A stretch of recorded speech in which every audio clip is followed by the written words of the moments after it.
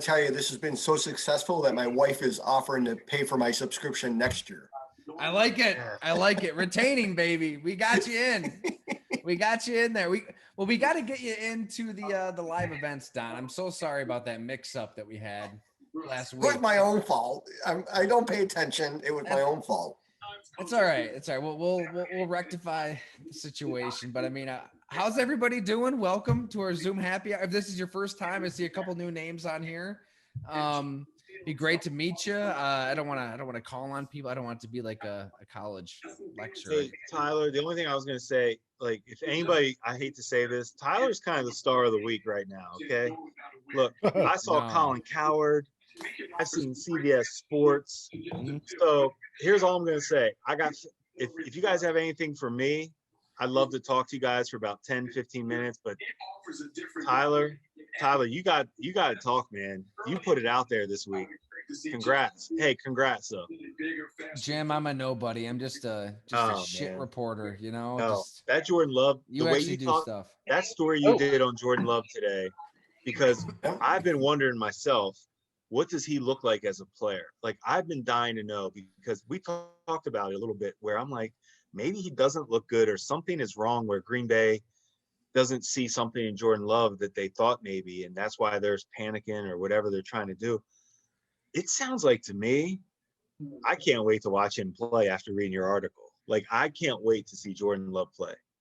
Me too. I mean, I think that we get caught into groupthink, and it's very easy when there's a big story in sports media for all of us to just kind of fall in line, right? Like, and I get it. I mean, I'm not saying that you shouldn't do everything in your power to retain the league MVP. Like, obviously, Aaron Rodgers is Aaron freaking Rodgers. Like, you want him on your team, but you drafted Jordan Love for a reason. So like, you're already in it. Like, you're in it. Like, you drafted a quarterback in the first round. When you do that and you're Brian Gutekunst, you know everything that entails. Like, you're going to get to this point. It's just a little sooner than they expected.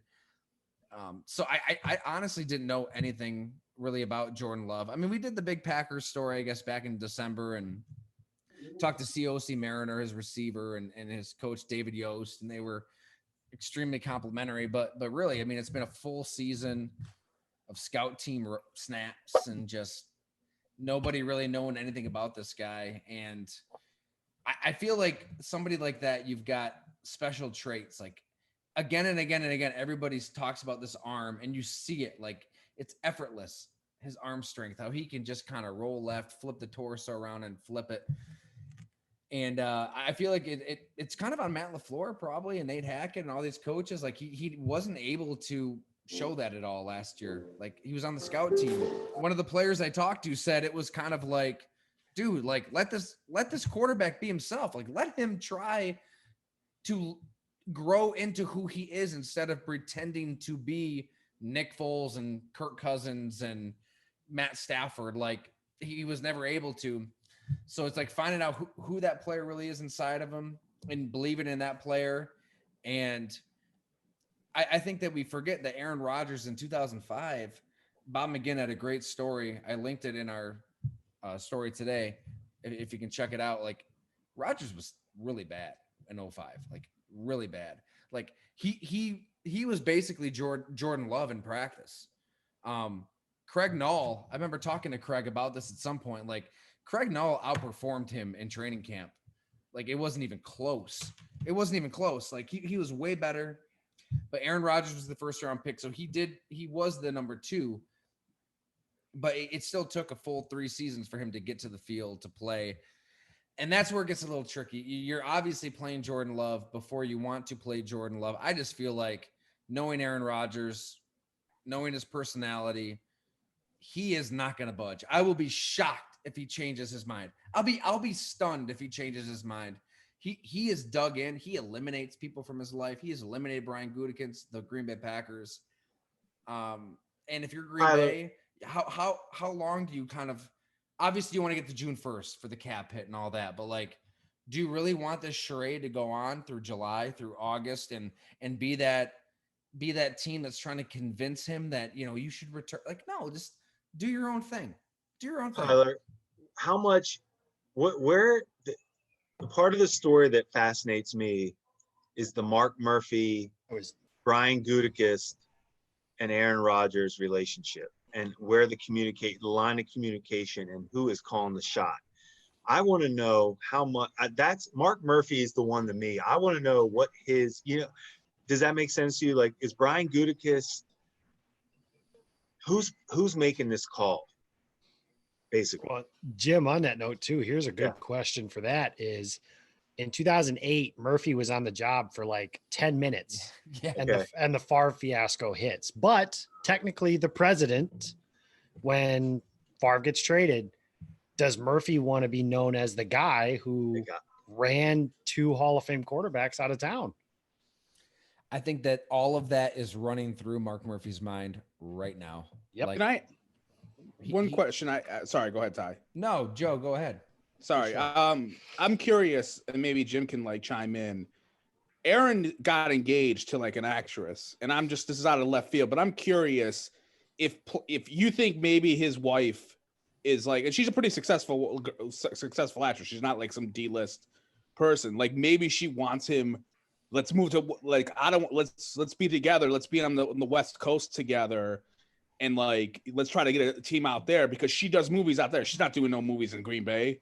And I'm just curious, like, if I don't know if Ty, if you understand how like talking to people, how you said like Aaron cuts people off in his inner circle very quickly, but is he the type that if like, I don't know, like it's weird to say this, but like he falls in love and he's like, oh yeah, like she wants to go out to the West Coast, to be out there. And then to Jim, have you ever had to deal with like players' wives, like, like, oh, they got to come here, but they got a job in this area, they want to be out there, like you got to like deal with that. But I'm just curious if that's at all in there with Aaron Rodgers and the actress girl. I forgot her name, but I can give you a great example. When I was with the Saints, Reggie Bush was with Kim Kardashian, and it was, Reggie was all about her. I mean, it was a big thing. But I'm going to tell you something about these guys. They're successful for a reason. They love football and are highly competitive. They wouldn't play as long as they do. I don't think that would play a part in it at all. I don't. I've seen these guys. We all do. We all have personal lives outside of our work. That football is their work. It's their business, their moneymaker. So I really don't think that would be a factor for Aaron Rodgers. Tyler, No, Jim, I think you're right. I think it's about Aaron Rodgers. Yep, And, I agree. Yep. He's had a few celebrity girlfriends, and I know they're engaged now. I mean, it might be a factor, maybe. I think that Aaron Rodgers might just be sick of Green Bay. That's what I've said this a few times this week, but you can only have so many steak dinners at Chives in Swamigo, Wisconsin. Like, I mean, I loved it out there. It was great. It was a great place to live. I loved living in Green Bay. It was 4 years and it was time. All right. I felt that magnetic pull to Buffalo and, back I went, but like, I think he's been there 16 years. And the way it was described to me is like, he's just kind of sick and tired of everything from the old school mentality of the front office. It is like, and Jim, we talk about this a lot on how, we're pro player and all for empowerment of the player, and they're the ones who make the game what it is. I mean, Aaron Rodgers is a huge reason that they were able to build this 34-acre Titletown district adjacent to Lambeau Field, just like the $295 million renovation project to Lambeau Field in 2000 or 2001. Brett Favre definitely felt, I'm the reason that exists. Like when Brett Favre arrived in Green Bay in 92, the Packers made the playoffs 2 years the previous 1, 2, 3, 4 decades. Like, I mean, it's not exaggeration to say these quarterbacks are the reason for this. I get it. Like, I absolutely get it. Yeah, Brett was right. Like, that is the reason that stadium renovation passed. Because they had to, like, Bob Harlan had to go. It was close. Harlan had to go door to door asking people for their votes. Like, famously in the city, people talk about Bob Harlan knocking on my door. Not mine, I don't live there, but their door to get your yes vote. And if, I don't know, Blake Bortles is the starting quarterback, do you think people are gonna be like, oh yeah, let's pay for this Packers franchise? No, you have enough if that's the case. Guys, the vote was what, 52-48, I want to say. Very close, yes. Close, yeah.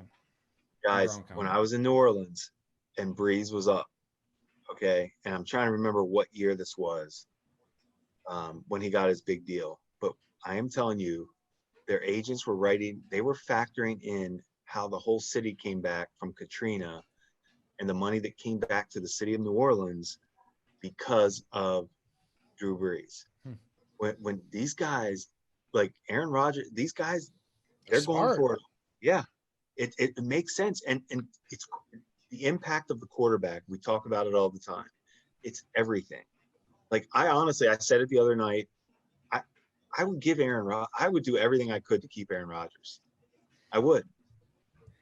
I feel like, and probably the person least in the room who knows the Packers, but I feel like Aaron Rodgers could be, he could maybe make it something like Michael Jordan did with the Bulls and Jerry Reinsdorf. Like, one out that he could have to come back is, hey, I'm coming back, for the guys in the locker room.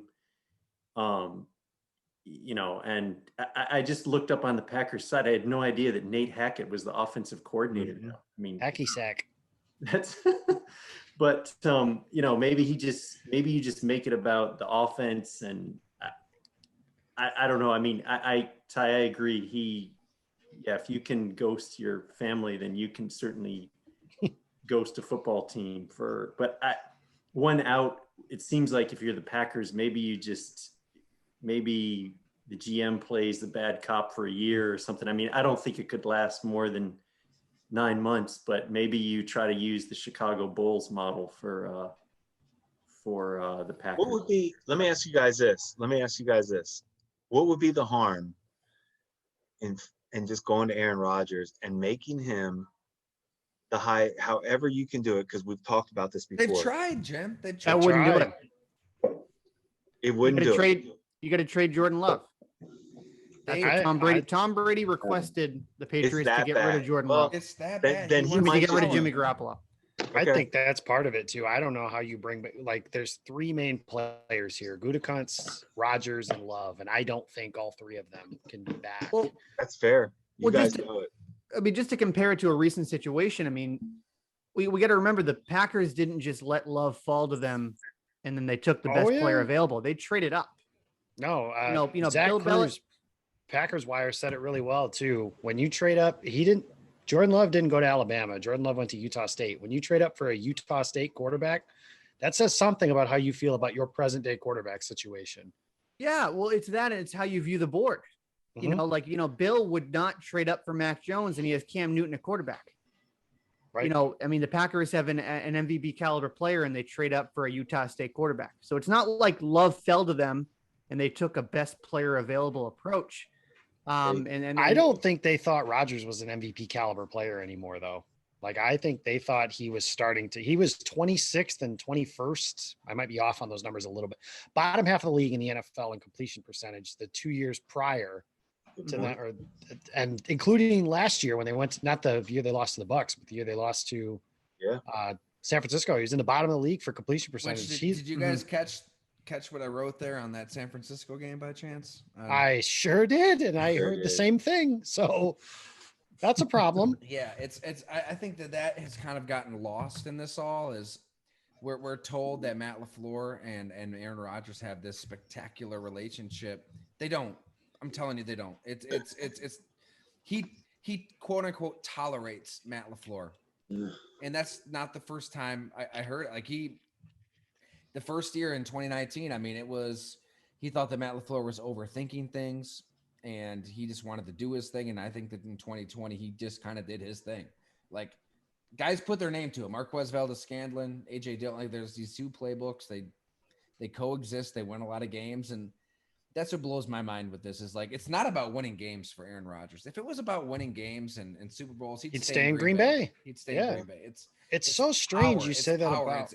He feels like he is the reason, back to like the Titletown district and renovations and all that. Like, and maybe he's right. Like, we laid it out. Like, maybe he is right, but he feels like, since I am the driving force behind all of this, I should have a say in keeping Jake Kummerow. I should have a say in not releasing Jordy Nelson and not drafting Jordan Love. And and I get it. And obviously that's the dominant narrative here, but the Packers are a business and they have to look out for the Packers. And this isn't abnormal to draft a quarterback when you have a Hall of Fame quarterback.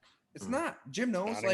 Jim, I mean, I want to hear your stories. Like this happens all the time. Like and if it's such a problem, Aaron, then just play like you've been playing, because you're the one you have the ball in your hands. It's up to you. Well, like it's up to Aaron Rodgers. Guys, think about any line of work you're in, is you're always preparing for the future. And you, as a GM, that having a quarterback in place, a young guy, when you have an aging veteran, no matter how long Aaron Rodgers wants to play, that was a great pick if they like Jordan Love. Hey, let me ask you, like, so if Aaron Rodgers, if they don't take a quarterback, right, they give him whoever, receiver, and then first round pick.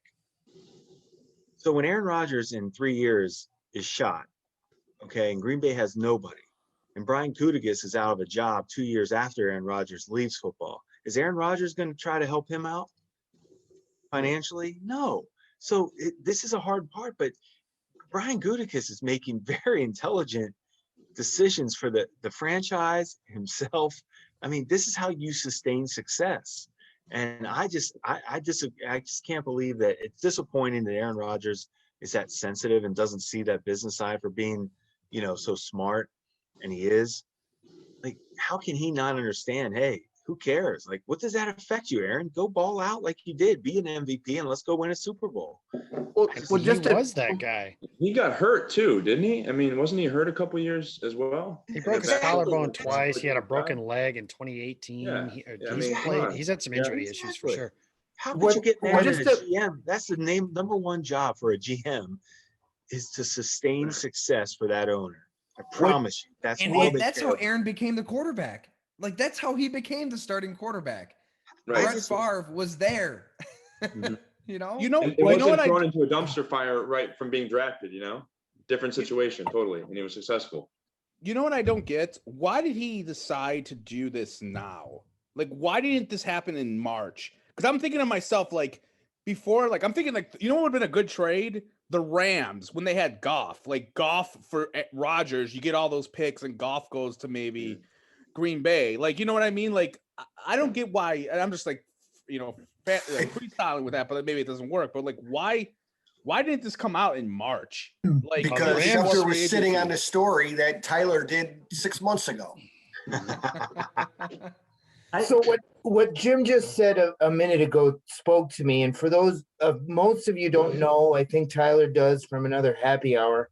I'm a proud anti-Packer who lives in the heart of Packer country. So I, for one, am loving this. I think Tyler's even too kind. I'd like to see a steel cage death match.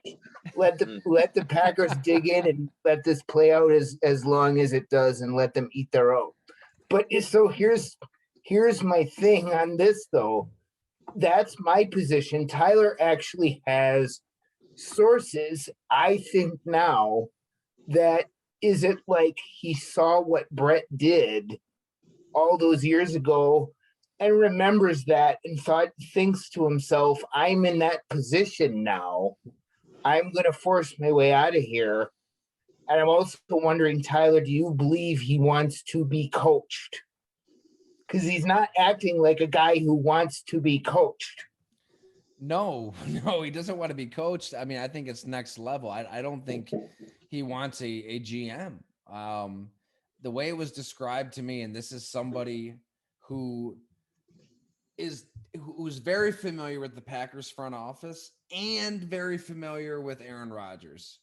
Like, that's why I always go back to this person, because he was there in the Packers front office, and he also knows how Aaron Rodgers thinks.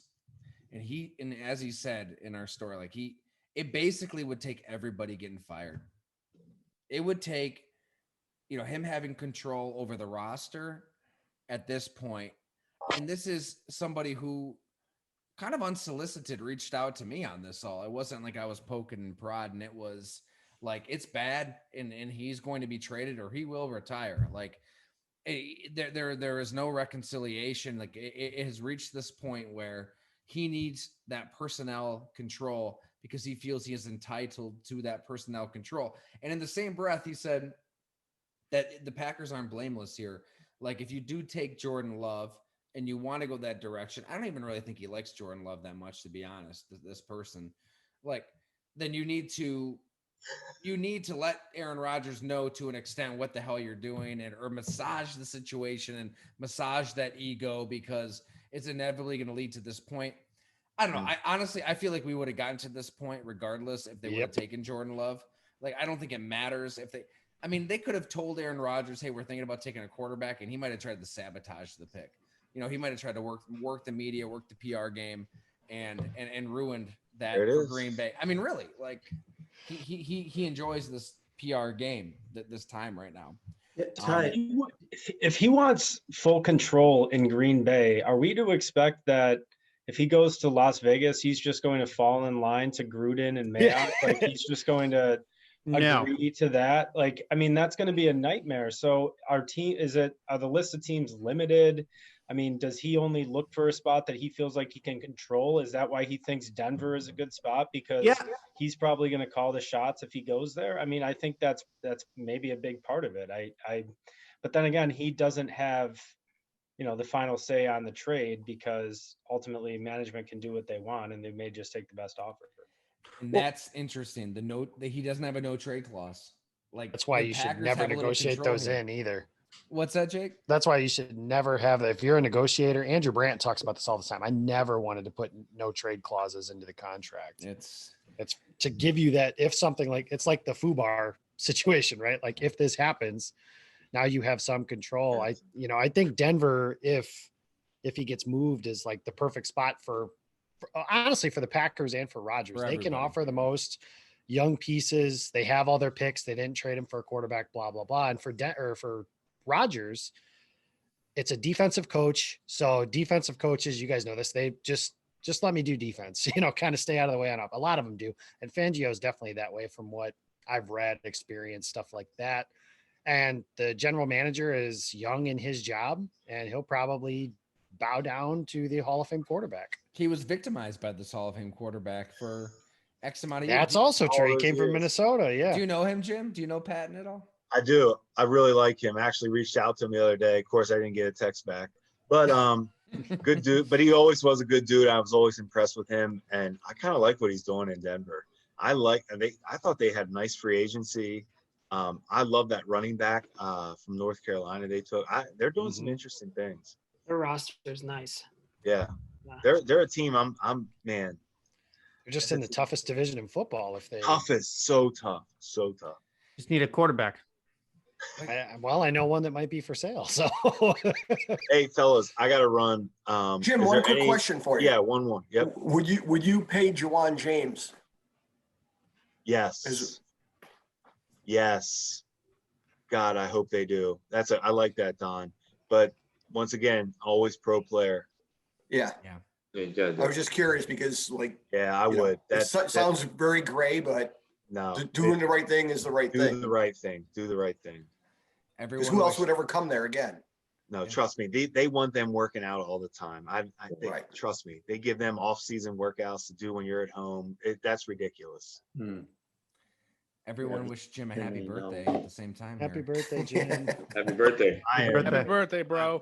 I wish I could. Yeah, hey, Tyler. We got to Tyler this week.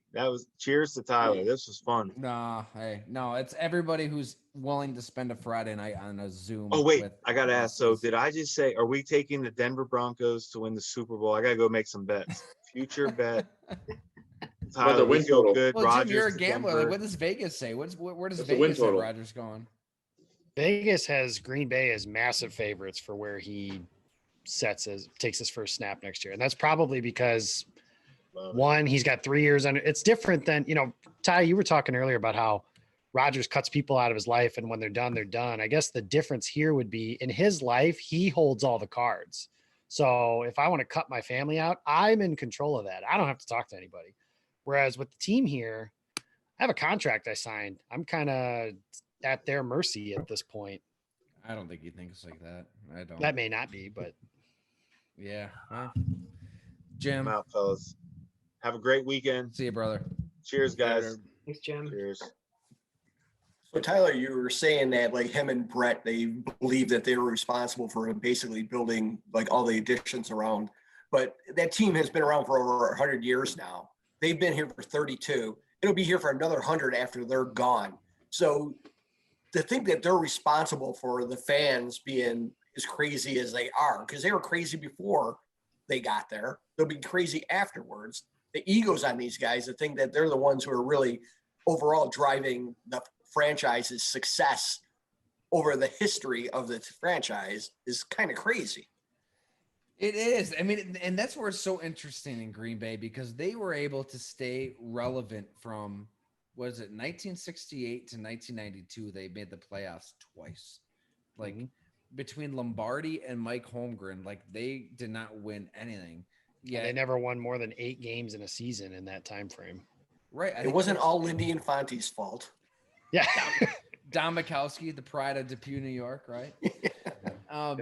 Magic Man. If they can survive that, like, and you're in Green Bay and no free agency and you're able to profit, that's pretty impressive. Like, to your point, like the Packers will live on. That's true. I think that is where the Packers are. I think that they really believe like that the organization is bigger than the player. Like and we're at that point right now. Like Aaron Rodgers is basically kind of saying what Brett Favre did in 08. Like I am responsible for all this stuff going on. Where are you without me? I want power. It's on principle. And the Packers are saying, no, we're kind of treating you like we treat a player and anybody else. And if the Packers are willing to budge, if Mark Murphy is really willing to say, okay, Aaron, I don't want my reputation and my legacy to be the president who traded Aaron Rodgers after he got rid of Brett Favre. Gutekunst is gone. Do whatever you want. I mean, shit, that would leave irreparable damage. Like that would be all. Like if you're letting a player just fire a GM, I can't see it happening, especially in Green Bay. Could you see what about, I'm thinking of like fantasy trades. Like what about Russell Wilson for Aaron Rodgers? Could you see something like that? You know, you throw in a couple picks, whatever. I mean, Russell Wilson's a Wisconsin guy. You know, he went to college there, and then like, you know, Rodgers 10 goes minutes. back for 10. Was he there for 10? Yeah, I don't know. I just know he went there, but like he was there as a grad transfer. Yeah, but I'm just wondering, like, I'm trying to think of how you can make this trade work. Yeah, you know, like how the hell do you make this trade work? And I'm just thinking, like, maybe that because like there was that smoke like 2 months ago with Russell Wilson, which is it's all died down now. Like I don't know, maybe that's a possibility. Can you imagine Aaron and Pete Carroll? I'm just thinking. Yeah. I don't think Pete Carroll wants his legacy to be the coach who traded Russell Wilson. He put his foot down there. Well, the reports coming out of Seattle when Russell wanted to trade is that they wanted a younger quarterback. They wanted to go younger.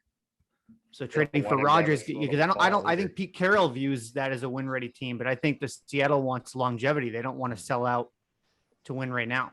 Yeah, I think John Schneider and some of those scouts, they'd probably be okay moving on. Stay fair.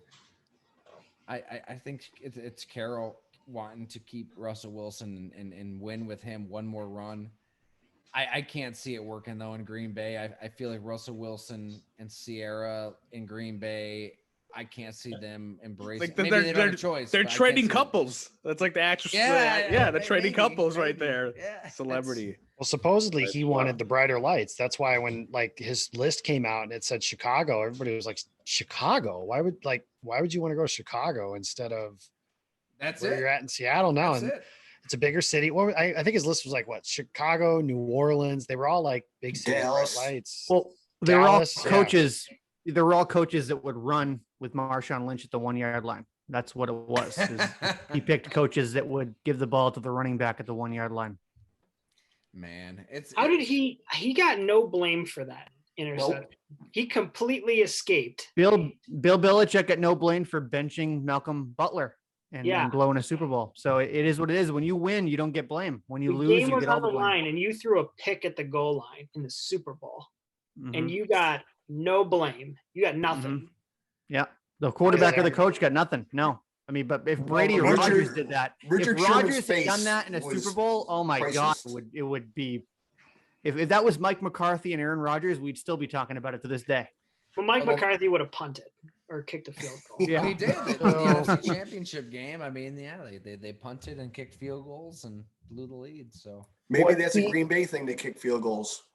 yeah, it's What we see with Brady is we see guys lining up to take less money to play with the guy. I think that's where Aaron Rodgers miscalculates. Is there anybody out there that's going to say, I want to play with this man no matter what? I'll run through a wall for him. Name one all-pro offensive player that has taken less money to play with Brady. Well, Gronk, all these Antonio guys Brown coming on doesn't 1-year count, deals. yeah. I'm not Yeah. talking about all pro. Gronk got 10 million. That's what he was getting in New England. So But he they would sacrifice only come everything. back to play with Brady. The other though. guys were already there. He didn't I mean- need Antonio Brown other than to help. Fournette signed for cheap there, didn't he? I thought he Correct. did. And Yeah, but like he's he was also cheap. not very good. Yeah, well, And Brady wasn't knocking down the door to get him in there.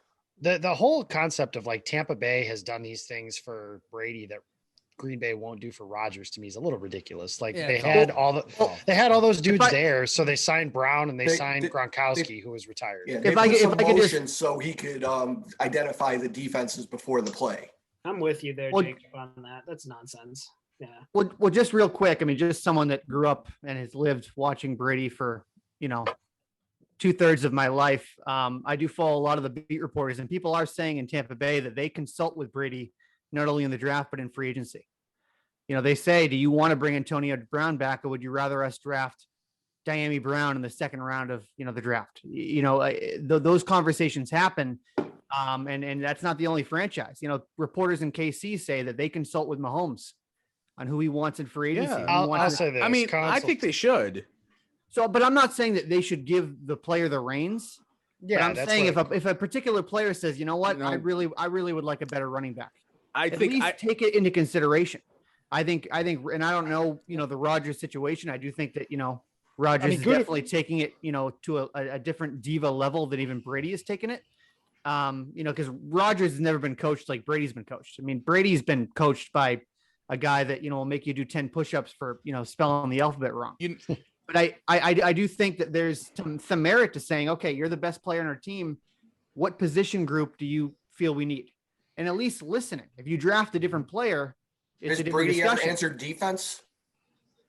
I mean, there's rumors that Brady wanted a cornerback 2 years ago in the draft, and New England didn't draft one.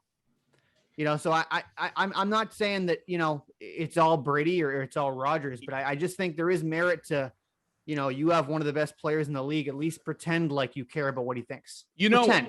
I think I've said this before. I think on the happy hour. I think the NFL players, star players, you always hear how envious they are of the NBA.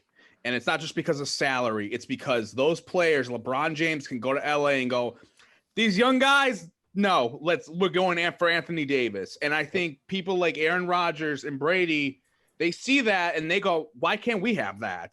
And that's why I don't kind of blame them that much. It's like, you're the star player. And like, if other team sports are doing this where they're like dictating it, Brady, there you go. And I'm with you, Joe. I just feel like in this specific situation, it's like, what the hell are you complaining about?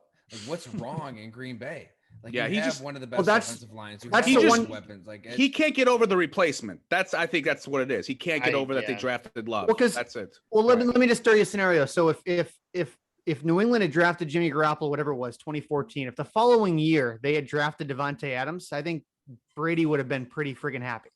That's the one thing I can't wrap my head around is it's not just about the quarterback with Rodgers. It's about everything else. Like Ty's saying, they have a great running back. They have a great receiving core. Brady was playing with undrafted free agents as a second wide receiver. I mean, he was throwing to a slot wide receiver that was a quarterback in college. So Rodgers has historically, He's I mean, you allegedly line a up, Hall of Famer. line up the last 5 receivers that Rodgers has thrown to, and then put them next to Brady's in New England. And tell me what you think. I might end up similar. I mean, Moss, Welker.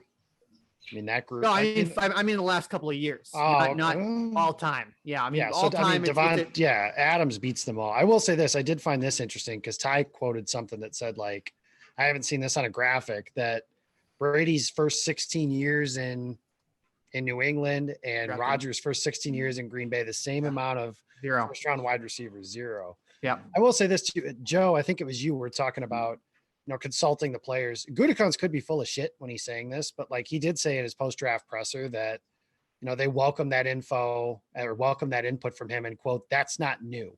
So maybe they do take his input. The question is, where does that rubber meet the road? If Gutekunst tells him, hey, I want you to draft Jordan Love, and Aaron Rodgers says, no, I want you to draft Scotty Miller or some white wide receiver from a small school kind of thing, what does Gutekunst do, or who decides that, tiebreaker kind of thing? Is there any chance that he just wants out of Green Bay so bad that he can't blame the city, just like you couldn't blame the city of Buffalo because you wanted out? So he has to pick a fight with the organization to get his way out of there because he wants to be able to come back as the conquering hero one day. And if you say, I just want out of Green Bay because Green Bay sucks, that's how I would tell him he's wrong. First of all, the city of Green Bay is pretty cool, but we say the same thing about Buffalo. So yeah, I got you.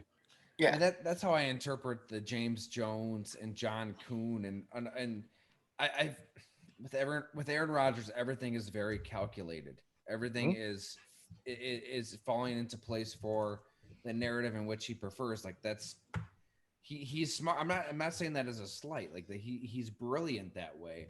I don't think that the James Jones and the John Kuhn stuff and AJ Hawk stuff is by accident. Like to your point, I think that he is setting up the narrative. Like he loves Green Bay. He loves the Packers, but it's just time. He's just got to go. Well, it sounds a little bit like it sounds a little bit like me at work when I say I like the work that I do on most days, but I don't really like working for the people that I work for. Right. I'm not playing a sport and making millions to do that. I think, you can be smart and calculating. I'm just wondering if he's miscalculating his influence. Because if it's stability, name a more stable organization than Green Bay, save New England, for the time that he's been there. You can't. Pittsburgh's in the conversation, maybe, but this is a model organization for a reason. And even the Colts had to have a year of Curtis Painter when Peyton Manning got hurt, and it got them in position to draft Andrew Luck. So if Aaron Rodgers puts himself in the GM shoes, exactly what would he be doing differently? Well, Jordy would have never got cut. Randall Cobb, James Jones, those guys would have played. Yeah, but in terms of now, oh yeah, no, I'm just making callous decisions. Like you need to make tough decisions. You're independent from the emotion. Like you strip that all away. Like that. That's Green Bay. That's the general manager for the Packers. Like, and it's a reason that they've won a lot of games. So it's like, because I emotion, get the Packers' perspective. Yeah, if emotion were involved, Brett Favre would have played till he was 50. Like that's part of it too. Totally. And Matt, one of the points you were making as far as what's his problem, what would he have done differently? Here's the nasty little secret that nobody ever really talks about. Last year against Tampa Bay, that's the first time Aaron Rodgers has ever played well in an NFC Championship game. So for as much as, I'm not blaming him for them losing against Seattle, and they were just kind of happy to be there against Atlanta and happy to be there against San Francisco, but he didn't play well against Atlanta, certainly didn't play well against Seattle, and he piled up a bunch of numbers in garbage time against San Francisco. So thank you. He hasn't played well in Now the difference being, here's where I take my shot, Corey.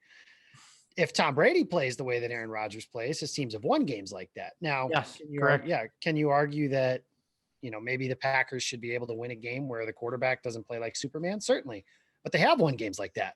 People just don't talk about them because it hasn't been getting them to the Super Bowl. So I've said this before, and I don't know what podcast it was, but if Rodgers had Belichick, I don't think he'd won 6 Super Bowls, but he'd probably win 2 or 3. And I think that Brady could win more than 1 without Belichick. That's just the way I feel. But to your point, Rodgers has not been good. People say he's the best athletic or best talent at quarterback, along with Patrick Mahomes. But doesn't talent also mean, and doesn't, playing well also, roll into the playoffs? Like, or are we just counting regular season stats? Like, 12 has. That's what I mean, though, is like, yes, Rodgers has played well in some games. But there are a couple of games that Rodgers played in that, and we've talked about it on this exact, happy hour before, that, people blame certain receivers for running the wrong route when really it was Rodgers that didn't see the receiver that was open. So that's my big gripe with him, is that he tries to be too pretty. Well, I'd love him on the Patriots. I'd love for Bill to trade for him, but and at the end of the day, I think that like if he was in a Kyle Shanahan offense in San Francisco, I think he'd drive Kyle crazy because Kyle wants you to take the first three reads and make a throw. Campaign, Ty. That's a smear campaign. We can't have that on this podcast. To Tyler's point, to Tyler's credit, I should say, he's one of the only significant media people I know that has actually pointed out the fact that there were missed throws in the NFC Championship game. If he runs, I don't think he makes the end zone, but it's an easier call for LaFleur. And here's the thing about that. No, well, he should have ran that in on that third down play too. It's like, why did he not run there? The ball's in his hand already. It's nothing but green in front of him. And what 1 yard line at the worst, right? Right. It's 4th and goal to 1. And you make the decision to go. You don't kick if you even consider a field goal at that point. Then Ty, when you wrote your story, I saw like you had the Nate Hackett blurb that like Aaron and Nate Hackett get along really well. Why do you think that's the case? I mean, you covered Nate in Buffalo, right? Or no, were you not here when Hackett was here with he was in Syracuse before that too. Oh, right. Yeah. And we didn't, we crossed paths in Syracuse and then Buffalo briefly, but I actually got to know him a little bit in Jacksonville for Jaguar stuff that I had done at Bleacher Report. But yeah, I wish I could have gone. I didn't want to bore everybody with that in the story, like the relationship between Aaron Rodgers and Nate Hackett, but like they are really, really close. Like a player told me how in team meetings, like I think I said it was gooey gaga, like that, the way he described it. Like they'll go up to each other and like rub each other's shoulders and like grab each other's hands and interlock their fingers together. Like it sounds kind of strange, but it was like they really like each other a lot. Wasn't he close with Van Pelt too? Is it maybe he's got a thing for offensive coordinators? It's very similar to the Alex Van. I don't think he was doing that with Alex Van Pelt, but like Nate Hackett's. God, I wish Jim was still on this because Jim has some incredible Nate Hackett stories that we might not be able to share if we do post this as a podcast. But when we don't do that, he will share bookmarked. He's a different dude, but Rodgers loves him. He does not love LaFleur. Is it analogous to Favre and Mooch? How everybody said those two are? Like I always got the sense that Mooch never really coached Favre much, at least after they won.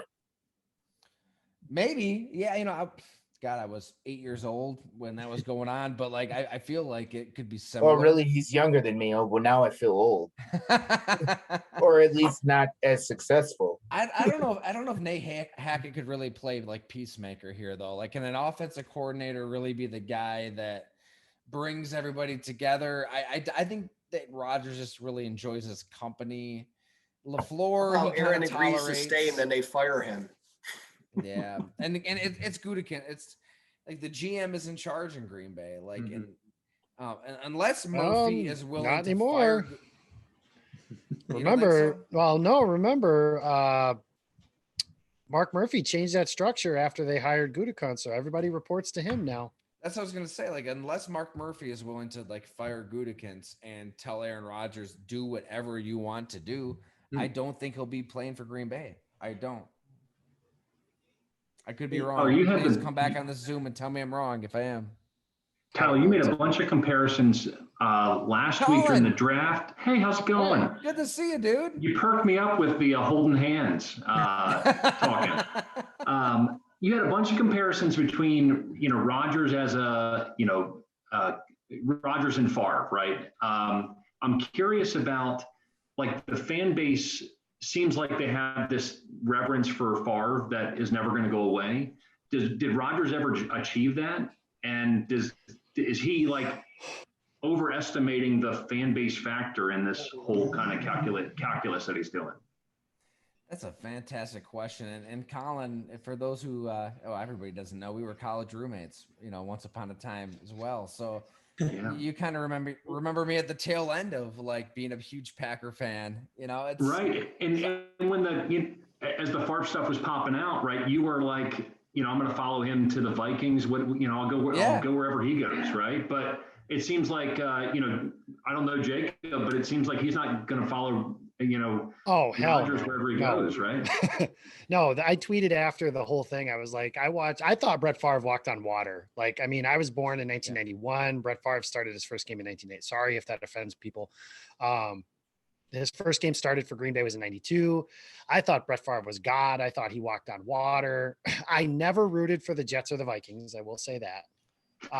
So I did switch to, I bought a Rodgers jersey like the day after they traded him, blah, blah, blah. But this to me from a fandom side is a walk in the park because I thought Brett Favre was everything. And Rodgers, I mean, let's be honest, guys, if you're a fan of the Packers, you're not going to be thrilled if this dude leaves. Like he's one of the best players in the league. The way I put it to somebody the other day was with the way that everything's acting and the way he is. Like, I hope he's the Packers quarterback because that's the best chance for them to win the Super Bowl in 2021.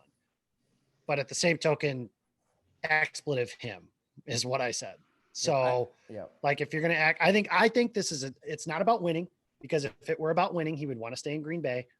And I think this is a temper tantrum because they drafted my replacement and how dare they, which is exactly what happened with him 15 years prior. So no, Totally. I don't care where he goes. I won't be a Broncos fan. I won't be a Raiders fan. I certainly will not be a Vikings fan, those kinds of things. So yeah, Ty, coming back to what Joe asked earlier, why over draft weekend? Do you think that like Rodgers got wind of, the 49ers just calling up and saying, hey, we got the third pick, are you guys sure, or do you think Aaron Rodgers kind of heard some of those rumors and just wanted to try to force the issue right before draft day, to try and get, because I mean, as Joe was kind of alluding to, I think, making a trade before the draft or on draft day is a lot easier than making a trade, now or in the off season. It's, it's a lot, it's easier to trade for draft picks or whatever. No doubt. I mean, the timing is insane. And I mean, you can put your tinfoil cap on and say Adam Schefter dropped it right then because there were some rumors that, the ratings for this draft might not be that good, right? Like, I can see that. Like, it makes sense. ESPN, they want those ratings, and it helps to have people turning on the TV wondering, is Aaron Rodgers going to be traded? Like, I know it sounds conspiracy, but like I can see that happening. All I know is like it was a few weeks before that I reached out to somebody tied to the Packers front office, and they kind of hinted that things were pretty bad. Like, and that I think we talked about it in one of our discussion threads on Go Long, like how like they were willing to rework Rodgers' contract in a way that would allow them to find a veteran if he would let them, and he wasn't willing to let them. And shame on me for not like really pushing it harder. Like I called this person, I didn't hear back, and that was that. But like clearly there was something off there. Like this relationship was worse than what we thought. And then I depends what you believe. Adam Schefter said the other day that it was a culmination of information, right? Was that the quote? Accumulation of information is the new buzzword on the old tweet machine. Yeah, I mean, I don't know. Maybe one of the henchmen for the quarterback got to him, right? Here's a question for you, Tyler. Do you know who represents Adam Schefter? It's the same guy who represents Aaron Rodgers. That's right. So there you go. I mean, that makes a few bits of sense. So exactly. You did talk about that. That's a lot of stuff that people don't understand, like the agency game and how news is reported and who represents who. It drives so much information in this game. You're right. But the substance doesn't change. Like the substance doesn't change. Like he's pissed off and he wants out. Right, regardless of when it was dropped. That's the point. Is nothing that Schefter's reported has been deemed inaccurate. The weird part is in that story it says he hasn't requested or demanded a trade. So that's the part. Okay, so you're telling people semantics. Plan to be back. Maybe that could be, yeah. And I also think it's interesting, Ty, you mentioned that they wanted to rework his contract. They didn't have to ask his permission to do that. They could have just done it. They could have done the restructure. I don't know all the salary cap lingo, but convert something into something and create cap space. They asked him for his permission. Isn't that communication and working together as one of the complaints would be? Wouldn't you think? That's why I don't think it's about money. I don't think it's about I don't think it's about football. I think it's about him wanting control. Somebody told me that I don't know. I should have looked this up. We're just talking here. Like that he threw down like 30 mil or whatever it is in cash for a house in Malibu. Like he's got that, right? I know like, who told you that. So he's got that kind of money. Like he can just do it. Like, right? Like this doesn't mean anything to him. If you want to find him, find him. Who cares? It's not about money. It's about Jake Kumaro getting cut a day after he says that Jake Kumaro looks really good. Like, it sounds insane. I can't wrap my head true. around that. It's about Jordy Nelson. It's about Jordan Love. It's about him not having a say in what's going on with the Packers. And I don't know. Like I can absolutely see both sides here, but at the end of the day, I keep coming back to the fact that it's pretty damn good in Green Bay for Aaron Rodgers, and it just seems a little ridiculous. I'm picturing like the front office getting him like a puppy or something, and then like they just like let it run out in traffic just to like piss him off or something. Like it just like it's like they do things out of spite. I mean, I don't understand why they have this grudge, but I think ego plays a big part in it. I going back to something, Jacob, you said earlier, I think part of it is Aaron Rodgers believes he can go just like Brady did to another team and win in his first year. And he probably wants to do that as like the biggest FU to the Packers and to, Gutekunst. And I think that's going to be a compelling story. I can't wait to see what happens. I want him to go somewhere else just to see if it's Rodgers, just like it was this past year. Was it Brady or the Patriots? We still don't truly have that answer yet, but Brady made a compelling case in year one, and I want to see if Rodgers can do that too. I wish him luck because Brady didn't have to gut the entire team in order to go to Tampa Bay like Rodgers is going to have to do to get traded. So not the entire team, but they're going to Denver, for example. What was the proposal you put, Ty? Was it Judy, Chubb, and a couple of firsts and a second? Yeah, 2 seconds. Yeah. And I had somebody tell me that the Broncos would be more willing to give up a guy like Noah Fant in a deal like that too, because then a year from now, when they have Rodgers, they'll just sign Adams and they'll sign Robert Tonyan. Yeah. So, I mean, now you're talking about, though, in year one, no Judy, no Fant, no defensive young player, no first round picks for the next 2 or 3 years.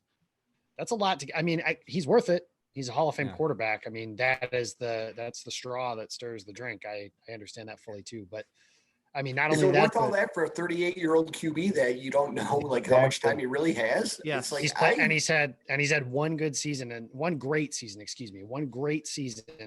since 2014. Yeah, see, I don't think he has the leverage he thinks he has. He doesn't have any. That's the thing. Like if your leverage is out retire, then I mean, it's Jeopardy stuff, and we probably all agree on here he's not going to sit out at his age. To Don's point, I'm barely older than he is. he's not going to sit out. So, and Denver, I mean, that's like the defensive Mike McCarthy that he sort of ends up with a coach, but maybe he thinks he'll run the offense, call all the plays, and they'll win.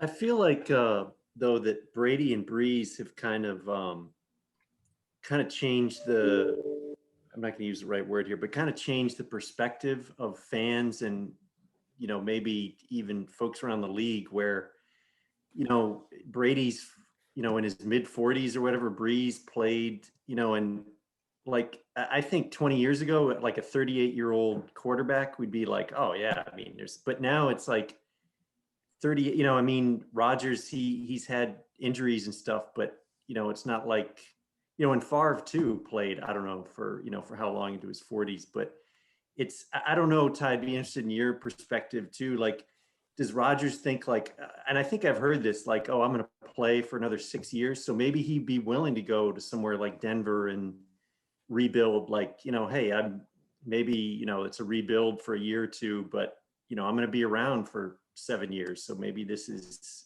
I can start new or something. I think he's driven by, and it sounds cliche, but it's so true with him. He's driven by like proving people wrong. Like he is driven by the slight and F you don't believe in me. Mm-hmm. I'm gonna stick it to you. And that's what gets him going. Like, when's he going to start proving it? It can be something written in a story. It can be a personnel decision. It can be a Jordan Love draft pick. it can be whatever he's looking for. That's what gets him going. I think it would almost be rejuvenating for Aaron Rodgers to go somewhere else and try to stick it to the Packers. I mean, it was for Brett Favre, and then his arm fell off his torso. Like, you don't know when that's going to come, right? Like, you don't know when it's all going to fall apart, and it could fall apart. Yeah. Like, and that's why I understand Brian Gutekunst and the Green Bay Packers, like Peyton Manning, Drew Brees, even Phillip Rivers this last year. Like, it ends abruptly for the quarterback. Yeah. The Steelers, maybe they should be moving on, and they're not. Like, it ends abruptly, and they don't want to get caught with their pants down. So here we are. The Green Bay would be okay with him starting one more year. Yep. And Aaron Rodgers wants to be locked in a lot longer than that, I think.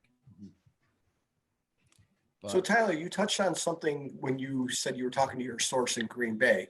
So they're running their mouth, they're going, you just don't think to follow up on it. Then you go back to them and then they're tight-lipped. Do you find it happens a lot where people are chatty, then all of a sudden silence? I think so.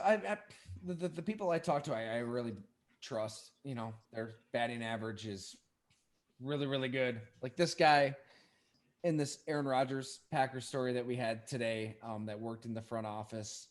He's very, he hasn't never been wrong, honestly. Like, I text and call him all the time, and I can't think of one time he was ever wrong on anything. And there were a handful of times where I was ready to run with the story, and I was just a little hesitant, and maybe I shouldn't do that, but he ended up being right. So no, I don't think he doesn't go silent. Like, it's leaning into the people that you trust, honestly. Like, a lot of people like to just talk and bloviate and spew nonsense, and it could be easy to just let that drive the coverage. But I definitely feel confident in what I'm writing. Obviously, like 2 years ago when I did the Packers Aaron Rodgers story, like, Aaron Rodgers didn't like it. It didn't paint him in a positive light. But even if he would like to just, slam Greg Jennings and Jermichael Finley, I can promise it goes even deeper than two of his best weapons that he's ever had. Like, it's, I don't know. You'll never say this. It's a judgment call. You know what I mean? Yeah. Yeah. I was just going to say, Ty, you'll never say this either, but all the stuff that's in there, I mean, again, you're probably a little more humble than I would be, but you've been proven pretty accurate on some of the stuff that was in that story. So, well, thank you. Not that I didn't believe you before when you wrote it. It's just, I mean, when the quarterback says smear campaign and now all this stuff's trickling out. And not only that, I mean, even some of the positive stuff. What was the thing? I think we talked about this one of the last times I was here. Greg Jennings says he could be part of the solution. Right. Part of the solution was playing Matt LaFleur's. I know you talked about the 2 playbooks and everything like that. It's funny to me because if you watch these last 2 seasons, when they do the stuff that looks like the Rodgers stuff, it doesn't go as well. When they do the stuff that looks like the LaFleur stuff, that's when they're lighting up defenses. It's yeah. I mean, no, you put it perfectly. I mean, Greg, if you go back and read the story, I will stand. But that's why I didn't really say. I didn't say a word after Aaron Rodgers talked to his pal down in Milwaukee. And why say anything, right? Like, I'll just stand by the story. Like, nothing's going to change. I mean, it is what it is. If he disagrees with the reports and what was written and what his teammates said, then that's his prerogative, and he has every right to defend his name. But there's nothing to say. People reacted to that story here as though they all forgot that the guy writing it had a byline in the paper with game predictions and covered the beat for years. Right. I just thought it was funny. We used to sit down for like an hour and a half every year. Like, we did a extensive one-on-one at the Journal Sentinel. Like, I knew him pretty well. Like, he's a different personality. He's fascinating to cover. You know what I mean? Like, he's very strange. I mean, we haven't seen anybody quite like this. I think he's changed it all since the story came out, right? It's been 2.5, 3 years since then. I mean, you've got a profile of him, while he's still on his rise up. He's at the apex of his career for the last 2 or 3 years.